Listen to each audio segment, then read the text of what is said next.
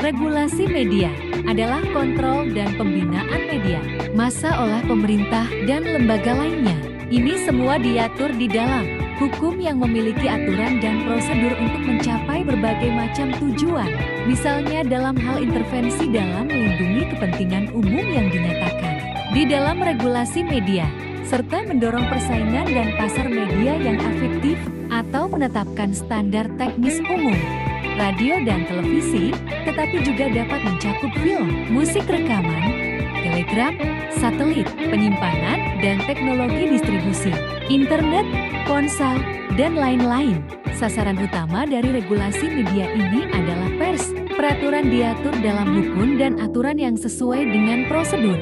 Regulasi media, media massa. Regulasi sangat penting bagi keteraturan dan keseimbangan hubungan media massa dengan pemerintah, masyarakat, sesama media massa dan media secara global.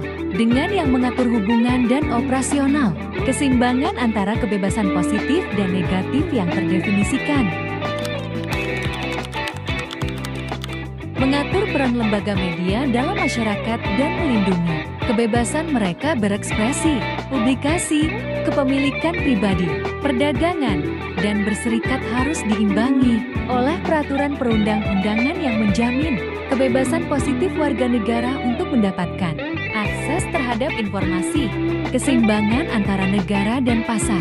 Media berada pada posisi antara perdagangan dan demokrasi. Hal ini membutuhkan keseimbangan antara hak dan kewajiban. Untuk menjaga keseimbangan kontrak, masyarakat mengharapkan media untuk mengambil hak istimewa mereka secara bertanggung jawab. Selain itu, kekuatan pasar gagal menjamin berbagai pendapat publik dan kebebasan berekspresi, kebebasan mengeluarkan pendapat. Dengan adanya pertanggungjawaban dan harapan regulasi melalui media-media formal, Anthony Lowstead dan Sulaiman Al-Wahid menyarankan bahwa otoritas perlu mengeluarkan undang-undang media beragam yang berpusat di anti-monopoli dan anti-oligopoli dengan legitimasi demokratis. Sejak atlet media penting bagi keamanan nasional dan stabilitas sosial, peraturan global teknologi media baru adalah untuk memastikan keragaman budaya dalam konten media dan memberikan ruang bebas bagi akses publik dan berbagai pendapat, serta ide-ide tanpa sensor. Juga, peraturan tersebut melindungi independensi kepemilikan media dari dominasi perusahaan keuangan yang kuat dan mempertahankan media dari hegemoni komersial dan politik.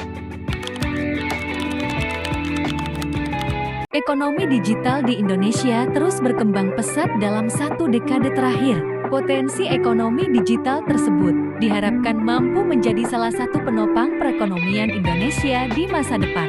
Regulasi dan strategi terus disiapkan pemerintah agar ekonomi digital bisa berkembang secara optimal. Sejak tahun 2010, transformasi digital di Indonesia telah berkembang pesat. Tidak hanya e-dagang, e-commerce, dan perusahaan transportasi online saja yang tumbuh, namun sektor-sektor lain seperti manufaktur, kesehatan, pendidikan, retail, perhotelan, dan transportasi juga melakukan transformasi digital. Revolusi digital tersebut telah mengubah cara produk dan jasa dikembangkan, diproduksi, dan dijual. Terlebih dengan munculnya pandemi COVID-19 sejak Maret 2020 lalu, banyak konsumen cenderung memilih belanja secara daring online, sehingga akhirnya meningkatkan permintaan akan transaksi jarak jauh atau online, serta solusi pembayaran yang lebih cepat dan aman. Namun kemajuan yang cepat ini menimbulkan tantangan dalam pengelolaan, regulasi, dan kebijakan. Di sisi lain, teknologi menghadirkan kesempatan untuk meningkatkan akses ke pendidikan, memperkuat interaksi sosial, dan mendorong pertumbuhan ekonomi.